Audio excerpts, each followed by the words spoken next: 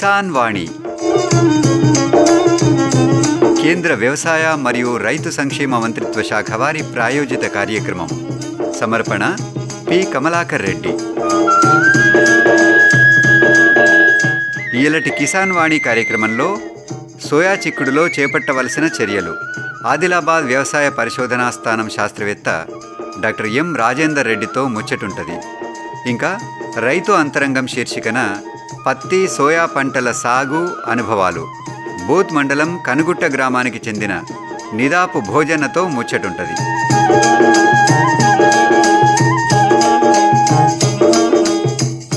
వాతావరణ సూచన.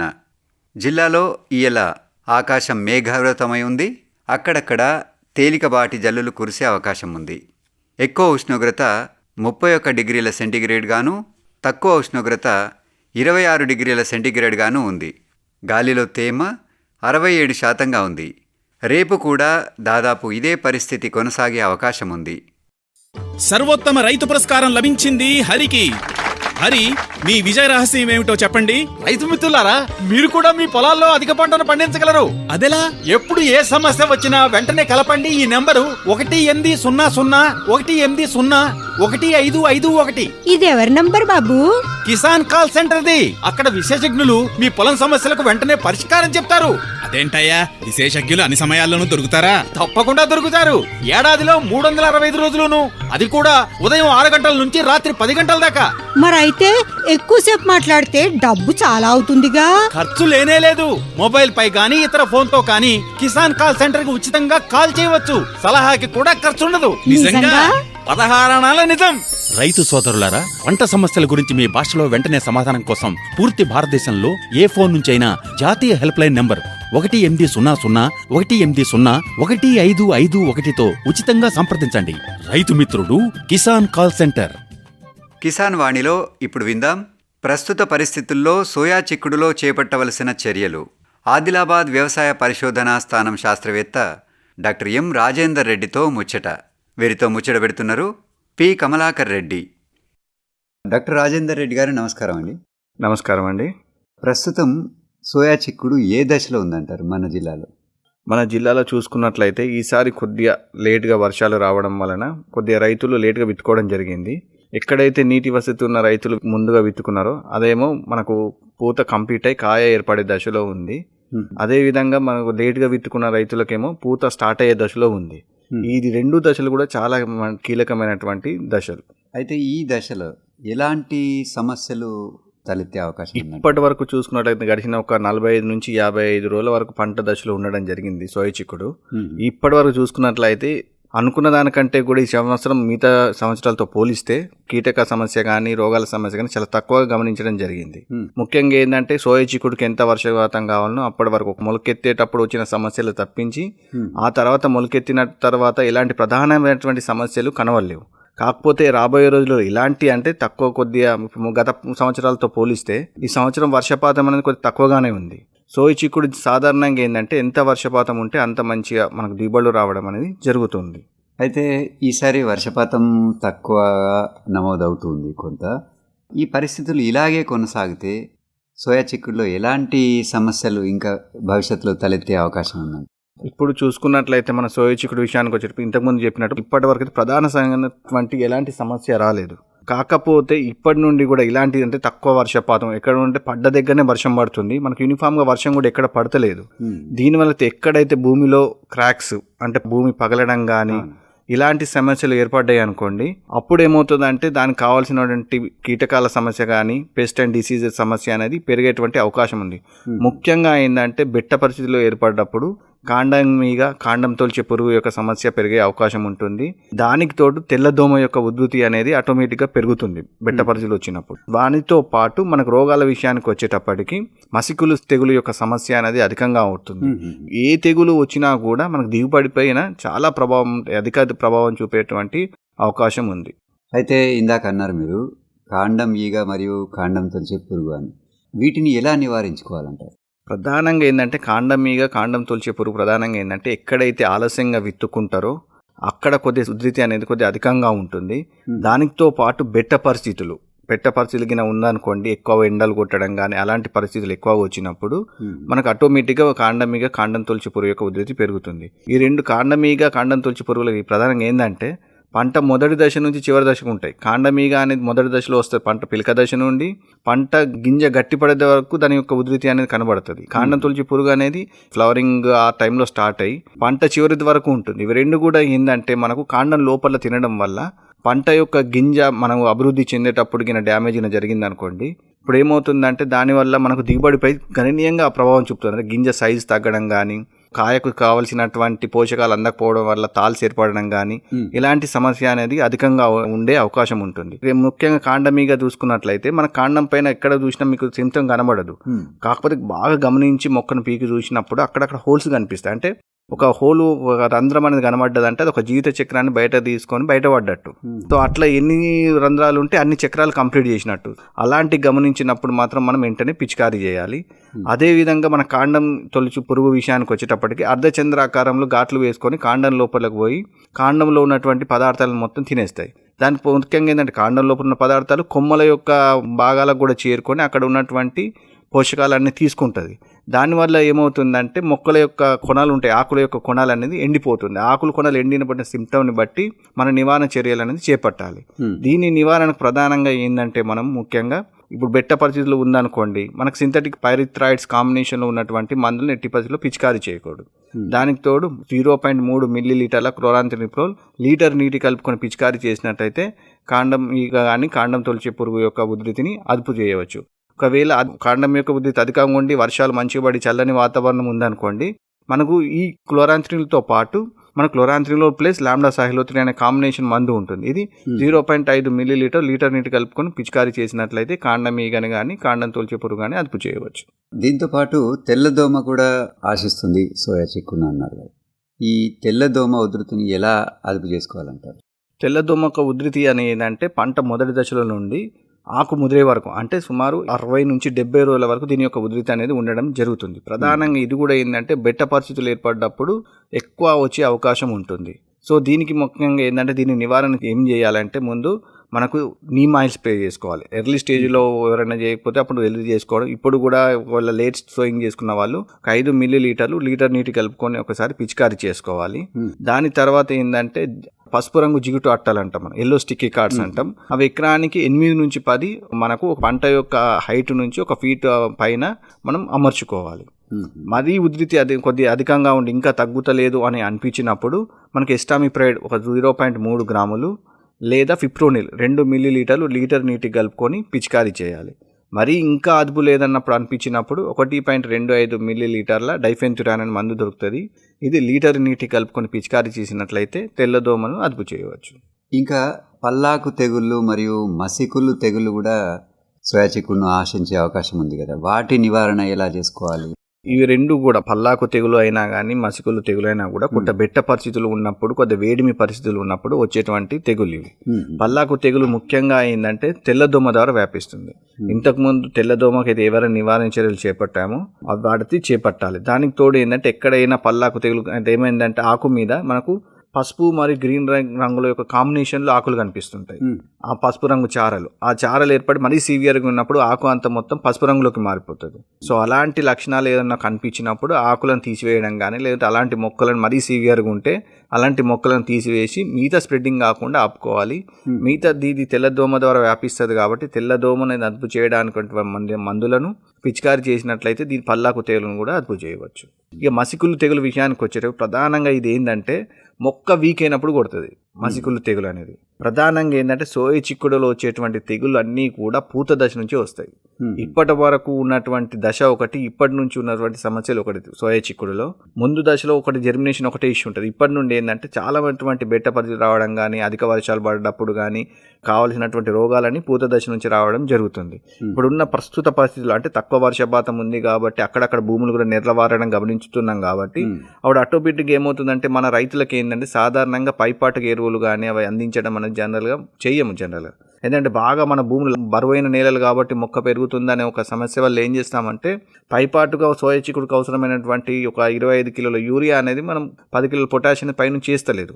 దానివల్ల ఏమవుతుందంటే పంట చివరి దశలలో ఎప్పుడైతే మొక్క ఇంతకుముందు చెప్పినప్పుడు కాండమీగ వల్ల కానీ కాండం తొలిచి పురుగు వల్ల కానీ, అది ఇంకొకటి ఏంటంటే తేమ లేకపోవడం వల్ల వీక్ అవ్వడం కానీ, లేకపోతే మిగతా రోగాలకు సంబంధించి ఏదైనా వ్యాపించినప్పుడు అదేమిటంటే మొక్క వీక్ అయిపోతుంది. మొక్క వీక్ అయినప్పుడు మసికులు తెగులు యొక్క ఉధృతి అనేది అధికంగా ఉంటుంది. ఎట్లుంటుందంటే ఆ ఉధృతి వచ్చేదాకా మనకు తెలియదు, వచ్చిందంటే విత్ ఇన్ 1 వీక్లో మొత్తం ఎండిపోతుంది. అంత సివియర్గా ఉంటుంది ఈ యొక్క తెగులు యొక్క ఉధృతి. అందుకే ముందస్తు చర్యగా మసికులు తెగులు కానీ, లేకపోతే ఇంకొకటి ఉంటుంది రెజెక్టోనిక్ ఏరియల్ బ్లైట్ అని ఒక తెగులు ఉంటుంది. ఇవి రెండు కూడా బెట్ట పరిస్థితులలో మొక్కలు వీక్ అయినప్పుడు మాత్రం వచ్చేటువంటి తెగులు. సో దీనికి వీటి నివారణకు ఏంటంటే వీరంతో బెట్ట పరిస్థితులు ఉన్నప్పుడు నీళ్ళు ఇచ్చుకోవాలి. నీళ్ళు ఇచ్చుకొని దాంతోపాటు పైపాటుగా మళ్ళీ మల్టీకేలను దొరుకుతాయి కదా పోషకాలు, పైపాటుగా పోషకాలు అందియాలి. మరి పంట ఎర్లీ స్టేజ్లో ఉన్నప్పుడు కింది నుంచి ఇంతకుముందు చెప్పినట్టు ఎరువులు వేసుకోవాలి. మరి దీనికి నివారణ అంటే ముందస్తు చర్యగా, వచ్చిన తర్వాత నివారించడం కష్టం. ముందస్తు చర్యగా మాత్రమే 2.5 గ్రాముల థయోఫెనైట్ మిథైల్ లేదా ప్రయాక్సిన్ అనే మందు దొరుకుతుంది. అదొకటి ఫ్లుక్సాపైరాక్సిన్ ప్లస్ పైరాక్సిస్ట్రోబిన్ అనే కాంబినేషన్లో మందు దొరుకుతుంది. అది 120 ml ఒక ఎకరానికి సరిపోయేటట్టు పిచికారీ చేసుకోవాలి. దీనికి తోడు లేదా టెబుకోనజల్ ప్లస్ సల్ఫర్ అనే కాంబినేషన్లో మనకు మందు దొరుకుతుంది. దీన్ని ఒక 2.5 గ్రాములు లీటర్ నీటి కలుపుకొని పిచికారీ చేసుకున్నట్లయితే, మనం ముందస్తు చర్యగా చేసుకున్నట్లయితే తెగులు రాకుండా చూసుకోవచ్చు. ఎట్టి పరిస్థితుల్లో పోషక లోపం కానీ, భూమి పగలడం కానీ ఇలాంటివి రాకుండా చూసుకోవాలి. అయితే కాయ దశలో ఉన్నప్పుడు కాయకుళ్ళు తెగులు వచ్చే అవకాశం ఏమైనా ఉందా? ఉంటే గనక ఆ కాయకుళ్ళు తెగులుకు ఎలాంటి జాగ్రత్తలు తీసుకోవాలంటారు? ఇప్పుడు కాయకుళ్ళు తెగులు విషయానికి వచ్చే ప్రస్తుతం ఉన్నటువంటి పరిస్థితుల్లో వచ్చే అవకాశం లేదు. కాకపోతే మనకు సాధారణంగా ప్రతి సంవత్సరం ఆగస్టు కానీ ఈ నెలలో ఎక్కువ వర్షాలు పడుతుండే. దానివల్ల ఎప్పుడైతే గింజ నిండుతుందో ఆ టైంలో గిన వర్షాలు కంటిన్యూస్గా పడ్డాయి అనుకో వారం రోజుల వరకు, అప్పుడు మనకు కాయకుళ్ళు తెగులు వచ్చే అవకాశం ఉంది. ప్రస్తుతం ఉన్నటువంటి పరిస్థితుల్లో మాత్రం ఛాన్సెస్ చాలా తక్కువ. కాకపోతే దీనికి కూడా ముందస్తు చర్యగా ఇంతకుముందు మసికుళ్ళు తెగులుకి ఏదైతే పిచికారీ చేశామో అదే దీనికి కూడా పనిచేయడం జరుగుతుంది. అయితే ఇప్పుడు కొంత వర్షాభావ పరిస్థితుల సంవత్సరము సోయా చిక్కుల్లో నీటి తడుల అవసరం ఎంతవరకు ఉంటుంది? ఉంటే కనుక నీటి తడులు ఎప్పుడెప్పుడు తడులు ఇచ్చుకోవాలంటారు? సోయా చిక్కుడు విషయానికి వచ్చి ఇంతకుముందు చెప్పినట్టుగా ఎట్టి పరిస్థితుల్లో భూమిలో అనేటువంటి క్రాక్స్ పగుళ్ళు అనేది రాకుండా చూసుకోవాలి. ఒక్కసారి పగుళ్ళు వచ్చిందంటే వచ్చేటువంటి తెగులను మనం అదుపు చేయడం చాలా కష్టం. సో ఎంత లేదన్నా కూడా పంట 90 రోజుల పంట అయితే 75 నుంచి 80 రోజుల వరకు అయితే ఎట్టి పరిస్థితుల్లో క్రాక్స్ రాకుండా చూసుకోవాలి. మళ్ళీ ఇంకొకటి ఏంటంటే మనకు ఇంతకుముందు చెప్పిన నీటి తడులు 3 దశలు ముఖ్యం. పుష్పించే దశ, తర్వాత కాయ ఏర్పడే దశ, ఆ తర్వాత కాయ నిండే దశ, గట్టిపడే దశ. ఈ 3 దశలు చాలా కీలకం. సో వీలైనంత మట్టుకు నీటి వసతి ఉన్నటువంటి రైతులు తప్పనిసరిగా నీళ్లు ఇచ్చుకోవాలి. ఈ 3 దశలలో ఎట్టి పరిస్థితుల్లో నీటి ఎద్దడి లేకుండా చూసుకోవాలి. దానికి తోడు పైపాటుగా 13-0-45 కానీ, లేకపోతే మనకు ఇంతకుముందు మైక్రోన్యూట్రియన్స్ కాంబినేషన్ వివిధ రకాలైన పైపోవట్టుగా ఇచ్చేటువంటి పోషకాలకు సంబంధించి దొరుకుతున్నాయి. వాటిని ఏదో ఒక దాన్ని పిచికారీ చేసుకోవాలి. అయితే విత్తనోత్పత్తి చేసే రైతులు బెరుకులను ఏ దశలో తీయాలంటారు? యాక్చువల్గా మనం 2 దశలు చెప్తుంటాం సాధారణంగా. పుష్పించే దశ, మరి ఇంకొకటి కోతకు ముందు. పుష్పించే దశలు సాధారణంగా ఏంటంటే ఇప్పుడు ఉన్నటువంటి వేడి పరిస్థితుల వల్ల పాముల భయానికి సాధారణంగా పోవడానికి ఇష్టపడరు రైతులు. సో తీయడం కూడా కొద్ది ఇబ్బందిగా అనిపిస్తుంది. సో అందుకని ఇప్పుడు తీయకపోయినా సరే, కాకపోతే కోతకు ముందు ఎట్టి పరిస్థితుల్లో మాత్రం బెరుకులను తీసివేయాలి. ఎందుకంటే దానికి కూడా తీసేటప్పుడు బెరుకులు అనేది మనం ఫస్ట్ ఏ రకాన్ని వేసుకున్నాం ఆ రకం యొక్క లక్షణాలు తెలిస్తే మనకు మిగతా ఒక బెరుకులను తీయడానికి వీలు ఉంటుంది. అంతా బాగుండి మరి కోత సమయంలో ఎలాంటి జాగ్రత్తలు తీసుకోవాలంటారు? మనం ఫస్ట్ కోత అనేది ఇక్కడ గుర్తించడానికి ఫస్ట్ స్టెప్ అనేది చాలా ఇంపార్టెంట్. చాలా మట్టుకు ఏం చేస్తున్నామంటే మన రైతులకు కోత ఎప్పుడు అని ఐడియా ఉంది, కాకపోతే కాండం ఎండుతలేదని మన కాయను కోస్తలేదు. కొన్ని రకాలు ఎట్లుంటాయంటే కాండం ఎండుతుంది, కాయ ఎండుతుంది. కొన్ని రకాలు ఏంటంటే కాయ ఎండుతుంది, కాండం ఎండదు. ఇప్పుడు JS 335 తీసుకోండి, కాయ ఎండుతుంది, కాండం ఎండదు. సో రైతులు ఏంటంటే కోసిన తర్వాత కుప్పలు వేస్తే బూజు పడుతుంది అని చెప్పి కోయడం లేట్ చేస్తారు. దానివల్ల ఆ రకమే దాంతోపాటు కొన్ని రకాలు ఉన్నాయి. దానివల్ల ఏమవుతుందంటే ఈ గింజలు అనేది రాలిపోయే అవకాశం ఉంటుంది. ఎప్పుడైతే మనము మెకానికల్ హార్వెస్టింగ్ ద్వారా థ్రెషర్ ద్వారా కోతకు పెడుతుంటామో అప్పుడు ఏమవుతుందంటే పెట్టినప్పుడు గింజ రాలిపోవడం కానీ, లార్జింగ్ అవ్వడం కానీ, ఇలాంటి సమస్యలు అనేటువంటి పడిపోయేటువంటి అవకాశాలు అనేది ఎక్కువగా ఉంటుంది. అందుకే ఫస్ట్ 95% కాయలు ఎండినప్పుడు మాత్రమే కోత కోయాలి. కోతను గుర్తించడం ఎట్లా అంటే కొట్టినప్పుడు డబా డబా అని సౌండ్ వస్తుంది, లేకపోతే కాయ నూపినప్పుడు గల్గలమని సౌండ్ వస్తుంది. ఈ రెండు. మళ్ళీ ఇంకొకటి, కొన్ని రకాలలో కాయ నల్లగా మారుతుంది, కొన్ని రకాలలో పసుపు రంగులోకి మారుతుంది, కొన్ని రకాలలో బ్రౌన్ కలర్లో ఉంటుంది. సో ఈ రకాలని బట్టి మనకు ముందే రకాలను తెలిస్తే ఆ కలర్ మారిన దాన్ని బట్టి కూడా గుర్తుపట్టచ్చు. మొత్తానికి ఏంటంటే మనకు 18% మ్యాచర్ ఉన్నప్పుడు మాత్రం కోత కోయాలి.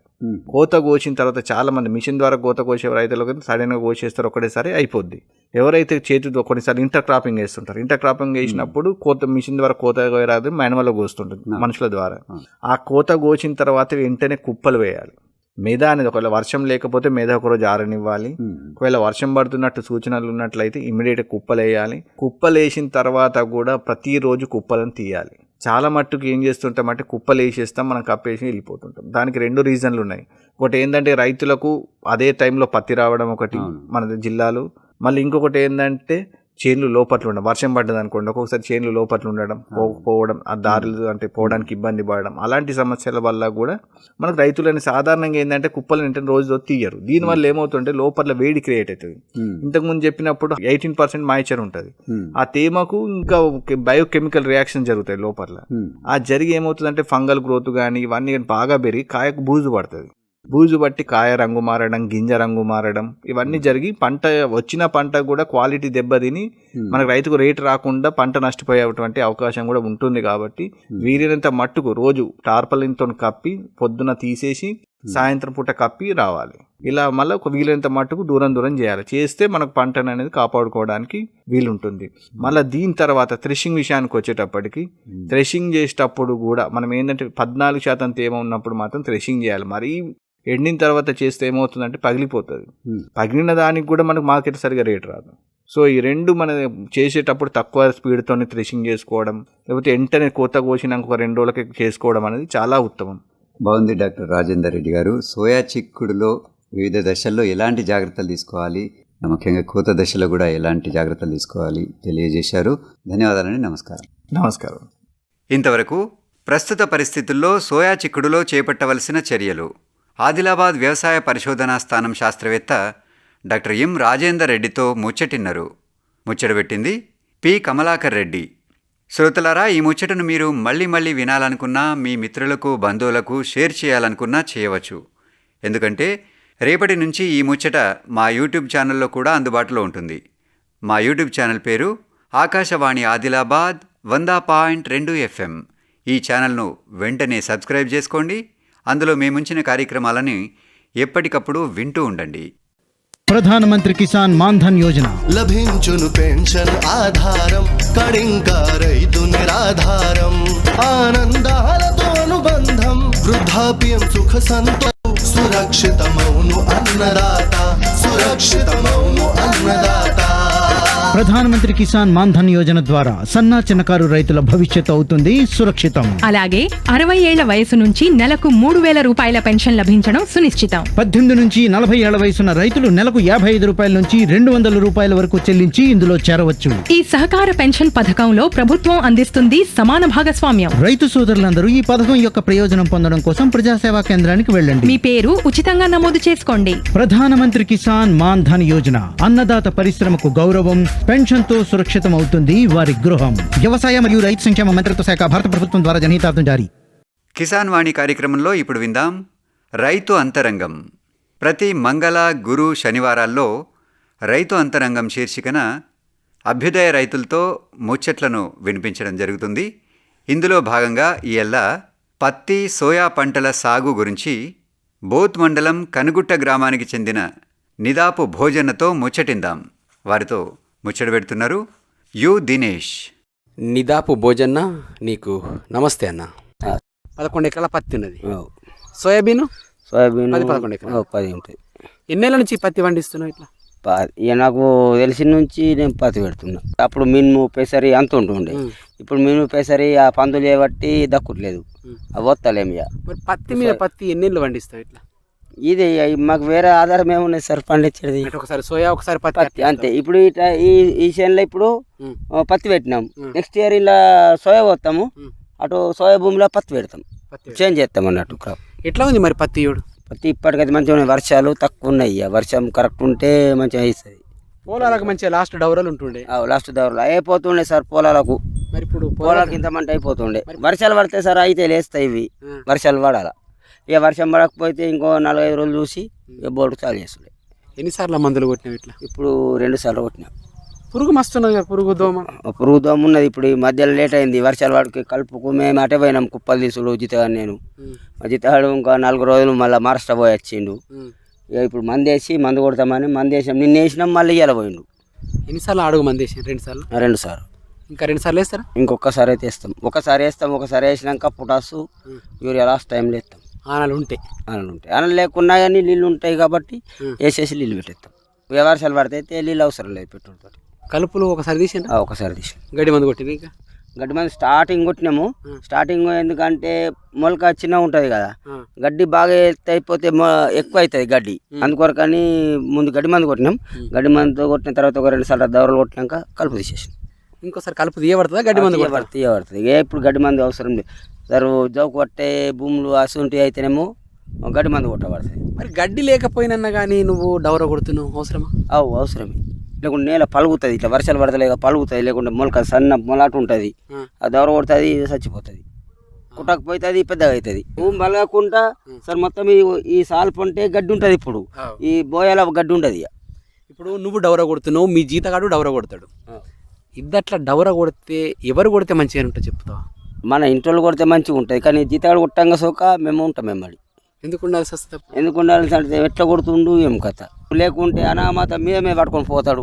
ఆడే అవసరమేమో నేను పని చేస్తున్నా చెప్పి తీసుకొని పని చేస్తున్నాం, కొట్టేసిన అన్నట్టు ఉంటుంది. ఏదైనా పోకుండా చేసేకుండా మేము చూస్తాం. మంచిగా పడతలేవు ఏంటిది, నేను ముఖ్యం చేస్తున్నావు, పైసలు ఇస్తలేమా, ఎట్లా పట్టాలి దౌరా బాగా వస్తాలంటే పొద్దున్న చేతి గుంగుతుంది. ఒక బండ పెడతాం మీద, అట్లా బండ పెట్టి బరాబర్ కొద్దిగా బలం చేస్తామంటే సాపు పోతుంది. మళ్ళీ రాయి ఒక్కరోడు వేసినప్పుడు లేపుడు కష్టం కదా? లేపుడు ఏం కష్టం కాదు. మన బండలు ఏం లేవు. బండలు ఉంటాడు, ఆపుకుంటాం, అనామతం లేపుతాం, పెడతాం. మూలమల్లి పెట్టప్పుడు మరుగుతాయి, అనామతం లేపి పెడితే ఇలా బాగా వజన్ పెట్టాం కదా సార్, మనకు దౌరాలు వేసేటట్టు వజన్ పెట్టుకుంటాం. ఎన్ని 2 ఎడ్లు ఉన్నాయా? 2 ఎడ్లు ఉన్నాయి, ఒక బర్రె ఉన్నాయి. పెద్దగా ఉన్నాయి ఎడ్లు కూడా. మాకు ఎప్పుడు పెద్దగా ఉంటాయి సార్. ఇంకా మాకు జీతాడు మహారాష్ట్ర జీతాడు వేయంగా ఇట్లా మా అన్న ఎప్పుడు ముందటి నుంచి వ్యవసాయం చేసినాడే కదా, ఎడ్లు కంకాలు ఉంచుతాడు మొత్తం. ఇప్పుడు పొద్దుగల్లా లేవగానే ఎడ్ల మేపల్లి వెళ్తారా, డైరెక్ట్ అరకనే కడతారా? వెళ్తాం. పొద్దులో గంట సేపు మేపుతాం, గంటన్నర మేపుతాం. మళ్ళీ రాత్రికి దౌరీలు చేయంగానే మేపుతాము, మేపిపోయి కట్టేస్తాము, మబ్బు కోసుకుపోతే మళ్ళీ రాత్రికి వేస్తాం. ఎప్పుడు డౌరీ ఇచ్చేస్తారా? సాయంత్రం 5కి ఇచ్చేస్తాం. సాయంత్రం 1 గంట 2 గంటలు మేస్తాయి. అంటే పట్టుకొని మేపుతారా, లేదా విడిస పెడతారా? గిట్లకి మేపుతేనేమో పట్టుకొని మేపుతాము, కాల పండు జాగా మాలస ఉంటామో విడిస పెట్టి కూర్చుంటాము. అవి పక్క పండు చేను పని కూర్చుంటే అవే మెత్తాయి. కట్టేయారు అట్లా? కట్టేస్తే మేయ్యాయి కదా సార్. తొక్కుడు బాగా అయితే ఒక్కడి దగ్గర మెత్తాయి, అంతే. తాడు ఎంత పెద్ద అంత పెట్టి మెత్తాయి.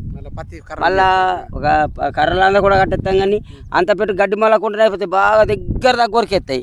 అదే గడ్డి తినుకుంటూ పోతాయి, తినుకుంటూ అత్తే కడుపు నిండిపోతాయి వీటికి. మరి దీనికి ఇప్పుడు మందు ఎప్పుడు కొడతావు? ఇంకా 2-3 రోజులు అయితే కొడతాం. ఎన్ని రోజులు పడుతుంది ఒక్కసారి మందు కొట్టాలి? 11 ఎకరాల పత్తి. 11 ఎకరాల పత్తికి 3 రోజులలో కొట్టేస్తాం. 2 డబ్బాలు వేస్తాం. 2 డబ్బాలు వేసి పొద్దున వచ్చి కొట్టేస్తాం. ఇంత ఎత్తు అయింది అనుకో, తైవాన్ ఉన్నాయి మాకు, మా జీతాడు తైవాన్ వేసుకుంటాడు, నేను నీళ్ళు వస్తాను. 2 రోజులలో కొట్టేస్తాం. 1 కిలో పెట్టకోరు మరి? 1 కిలోలు మందులకు మేము 1 కిలో అసలే పెట్టాం. కళ్ళదలిగి మరి 1 కిలో దొరుకుతారా మీ ఊళ్ళో? మా ఊరోళ్ళు వస్తలేరు సార్, ఇప్పుడు ఆ మహారాష్ట్రలో వేస్తారు. ఊరికి చెప్తారా? వాళ్ళు వేస్తారు, వాళ్ళు వచ్చి ఆటోలు తీసుకొని వస్తారు. మేము ఆటో ఆపుతాము. మరి శని సుడున్నట్టే 1 కిలో సాబ్ కాదు, గుత్తనే పట్టుకుంటారు. మరి సోయాబీన్ ఎట్లా ఉంది ఇప్పుడు? మంచిగా ఉన్నాయి, కానీ ఇప్పుడు వర్షం కాల, పూత ఉడికిపోయింది, సట్ట అవుతుంది. సట్ట కావాలంటే ఆ గింజ ఊరాలంటే వర్షం కావాలి. ఇప్పుడు వర్షం లేదు కదా, ఇప్పుడు దౌర కొడితేనే ఎగురుతుంది అది. ఇప్పుడు వర్షం పడకపోతే సోయా వెళ్తుందా? వెళ్తాయి, నీళ్ళు పెడితేనే వెళ్తాయి, లేకుండా సన్నం అవుతాయి. గింజ అయితే పీల ఇత్తు ముదిరది ఇత్తు ముదిరితేనే కదా సార్ లాభం అవుతుంది. దానికి ఎన్నిసార్లు మందు కొట్టినా ఇప్పటిదాకా? దానికి ఇప్పుడు ఒకటేసారి కొట్టినా, ఇప్పుడు కొడతాయి మళ్ళీ. దానికి కూడా ఇంకొకసారి కొడతావు? ఇంకోసారి 2 సార్లు కొట్టబడుతుంది. అది ఇప్పుడు సట్ట జారుతుంది, సన్నం గింజ అయితేనే పురుగు అవుతుంది దానికి. అది ఇప్పుడు కొట్టినామనుకో మళ్ళీ కొద్దిగా ఇది అయిందంటే మళ్ళీ కొట్టాలి. ఇక రెండోసారి కాతరా దానికి సోయా? ఒకటేసారి లేదు, ఉండదు. దాన్ని పీకేసి రబ్బీ పంట వేసుకోండి. దానికి ఎన్నిసార్లు అడుగు మందులు వేసినావు మరి సోయా? పోసేటప్పుడే డిఎఫ్ పోస్తాం. డిఎఫ్ పోసినాక ఒకసారి యూరియా బిస్ అనుకుంటాం. దౌరలు కొట్టిన అందులో కూడా? అందులో కూడా గడ్డి మందు కొట్టినావు? గడ్డి మందు. ఇక అది రావాలని 2 నెలలు పడుతుందా? పడుతుంది. దసరా అయిన తర్వాతనే వస్తుంది. వేసినావు తొగరదాలు వేసినావా? అంటే తోరియాలే, రబ్బీ పడుతుంది కాబట్టి తోరియాలే. ఈ పత్తిలో తొగరదాలు కనబడతలేదు నాకు. పత్తిలో సార్ ఈ మహారాష్ట్రలో 1 కిలో పెట్టిన సంది తొగరేస్తలే మళ్ళీ. ఎందుకు? వాళ్ళు మొత్తం పత్తి ఏరుతారు, మొత్తం దూసుడు ఇట్లా. మన వాళ్ళు వచ్చిన వాళ్ళు అయితే కొన్ని సోలాలో కొన్ని తెంపుకుంటారు ఇంటి కోసమని. వాళ్ళు ఇంటి కోసమే కూడా అవుతారు. వీళ్ళు ఉడకబెట్టుకొని తినదలిగి మొత్తం ఇట్లా వాటి దూసిరంటే మొత్తం బరగలు చేసేస్తారు. అట్లా చేస్తారు. వాళ్ళు కొండపోయి దానిగా ఉడకబెట్టుకుంటూ తింటారు ఇంటికి కొండపోయి. అందుకే అలా బాధకు తొగరేస్తలే లేకుంటే మరి సరే ఇప్పుడు పత్తి పోయింది ఇసుంటి జాగ్రత్త సుఖం ముందు మిర్చి పెట్టుకుంటుంది. మిర్చి పెట్టుకుంటే ఇప్పుడు వాళ్ళు అందుకు వస్తారు.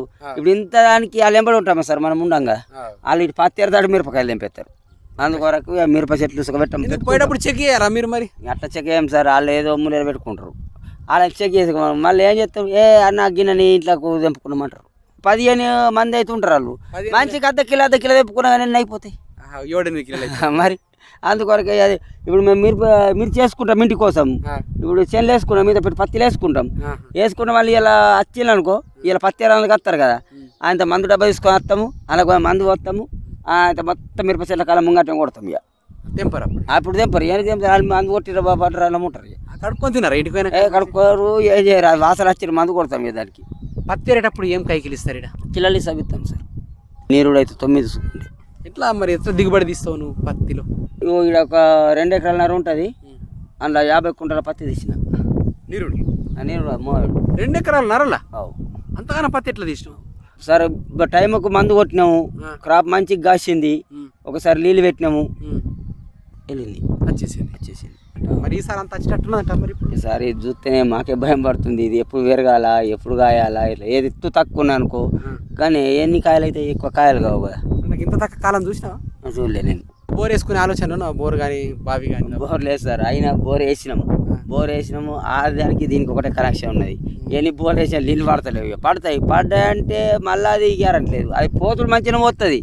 లాస్ట్ టైంలో బాగా బోర్ అని, ఇప్పుడు అన్న ఒక బోరు, ఈడొక బోరు, ఆడొక బోరు, ప్రతి ఒక్కొక్కళ్ళు ఒక్కొక్క చేనుకు 2-3 బోర్లు ఎత్తుండు. దీని కనెక్షన్ దాని కనెక్షన్ ఒకటి అవుతుంది. లాస్ట్ టైంలో అక్కడ పొద్దున్న తెలంగాణ నడుచుకుంటూ చేరుతాయి కదా బోర్డు. దీనికైనా జల వచ్చేది దాని ఉన్నా అనుకో, అది నడిచినప్పుడు అది ఎత్తేది పోయకుండా అయితే కొన్ని పోతుంది దేడు. పత్తి ఎప్పటిదాకా ఉంచుతావు ఆఖరికి? ఉగాది కన్నా ముందే అయిపోతుంది. గులాబీ పురుగు ఉండదు మరి అప్పుడు? గులాబీ పురుగు ఉంటుంది అని మందు కొడితేనే ఏం కాదు. నీకు ఎడ్లున్నాయి మరి, పత్తి ఎడ్ల బండి నింపుతావా ట్రాక్టర్ నింపుకపోతావా? ముందు ఎడ్ల బండి కొనుతుండే సార్. ముందు ఎడ్ల బండి ఇప్పుడు ఏం చేస్తుండేమంటే, ఇప్పుడు కైకిలాగు అట్లా ఇట్లా పైసలు అడకచ్చుకోండి సౌకాళ్ళ దగ్గరికి వెళ్ళి అడకచ్చుకొని, సౌకాళ్ళు వాళ్ళు పైసలు ఇస్తారు కాబట్టి వాళ్ళు ఎలా కట్టాలి. కట్టుడు అప్పుడేమో ఇప్పుడు తీసుకొచ్చాం 10 కుంటలు అయింది. 10 కుంటలు కాగానే 10 కుంటలు అయింది ఇంకేంది ఇది అమ్మెత్తి అయిపోయి అంటుంటే, ఇక 10 కుంటల కొరకు ఏ వెహికల్ పెట్టకపో, ఎడ్ల బండ్ల 10 కుంటలు దొక్కొని పోయి వేసేస్తుండే. అట్లనే ఆడ జమ చేసుకుంటుండే సౌకర్యం. మాకు అవసరమైనప్పుడు డబ్బులు తీసుకొచ్చుకుంటే మళ్ళీ లెక్క అయిపోయిందంటే మాకు వచ్చే పైసలు మేము తెచ్చుకుంటుండే. ఇప్పుడు ఈ పంట పండియాలంటే 22 ఎకరాలు పండియాలంటే ఎన్ని లక్షలు కావాలి? 2-3 లక్షలు అయితే కావాలి. మరి ఆనందంగా ఉన్నావా అన్న? ఆనందంగా ఉన్నాం. సరే, బాగుంది బోయన్న.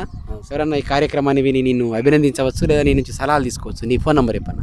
99638234 234 ఉంటా అన్న. సరే.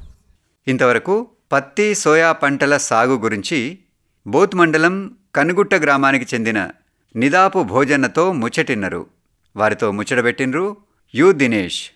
శ్రోతలారా, ఈ ముచ్చట రేపటి నుంచి మా యూట్యూబ్ ఛానల్లో కూడా ఉంటుంది. మీరు దాన్ని మళ్ళీ వినాలనుకున్నా, మీ మిత్రులకు బంధువులకు షేర్ చేయాలనుకున్నా మా యూట్యూబ్ ఛానల్లోకి వెళ్ళవచ్చు. మా ఛానల్ పేరు ఆకాశవాణి ఆదిలాబాద్ 100.2 FM. ఈ ఛానల్ను అందరూ సబ్స్క్రైబ్ చేసుకోండి. ఇంతటితో ఇయలటి కిసాన్ వాణి కేంద్ర వ్యవసాయ మరియు రైతు సంక్షేమ మంత్రిత్వ శాఖ వారి ప్రాయోజిత కార్యక్రమం సమాప్తం. ఈ కార్యక్రమ సమర్పణ పి. కమలాకర్ రెడ్డి.